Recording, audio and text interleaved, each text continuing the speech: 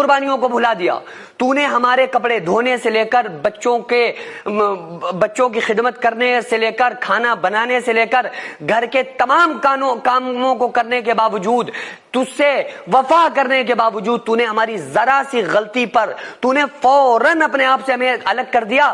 ہم ایسے کمینے شوہر کے ساتھ رہیں گے ہی نہیں۔ اس عورت کو تو یہ چاہیے، وہ عورت رو کیوں رہی ہے اس شوہر کے پاس جانے کے لیے؟ اس الو کے بٹے شوہر کو تو دھکا مار کے عورت چھوڑ دے کہ جا، تو لعنت ہو تجھ پر، ہم تیرے ساتھ اب نہیں رہ سکتے، تو نے ایک لمحے میں ہم سے سارے رشتے توڑ دیے۔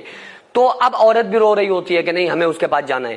تو اسلام نے تو یہ کہا تھا کہ دیکھو جب شوہر طلاق دے دے، اب چاہے وہ طریقہ تو یہ ہے کہ 3 مہینے میں 3 طلاق دے، لیکن اگر وہ ایک بار میں بھی تینوں طلاقیں دے دے گا تو تینوں ہو جائیں گی۔ اب کیا ہے کہ اب وہ اپنی زندگی گزارے، وہ اپنی زندگی گزارے۔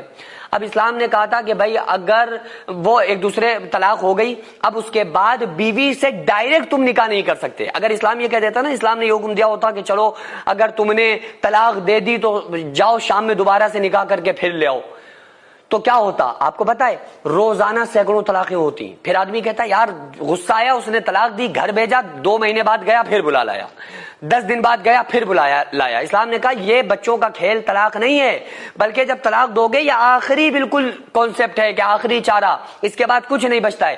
اب کیا ہے، اسلام نے کہا کہ بھائی وہ تمہیں شوہر کو بیوی سے مطلب نہیں، بیوی کو شوہر سے مطلب نہیں، اب بیوی اپنی زندگی جیے، شوہر اپنی زندگی جیے، تو اب بیوی کو چاہیے دوسرے مرد سے نکاح کر لے۔ تو اب پہلا شوہر ڈائریکٹ نہیں کر سکتا۔ اسلام نے کہا کہ اگر کرنا چاہتا ہے تو وہ دوسرا شوہر بھی اگر کبھی چھوڑ دے تو وہ پہلا والا شوہر اس سے نکاح کر سکتا ہے۔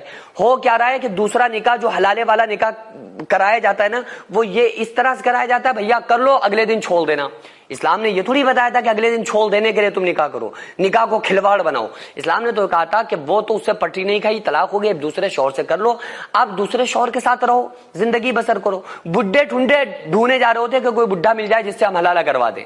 لعنت ہے ایسے لوگوں پر، اسلام نے ایسے لوگوں پر لعنت کی ہے۔ چاہیے یہ ہے کہ اس سے بھی ہینڈسم خوبصورت اسمارٹ لڑکا تلاش کیا جائے، اس کے ساتھ لڑکی پھر ساری زندگی رہے۔ اسلام نے کہا تھا کہ اگر پھر وہ بھی کبھی چھوڑ دے، ہوتا ہے نا کہ دوسرے مرتبہ بھی دوبارہ بھی طلاق ہو گئی، تو لڑکی اپنے پہلے والے شوہر سے نکاح کر سکتی ہے، ڈائریکٹ طلاق کے بعد اسی سے نکاح نہیں کر سکتی۔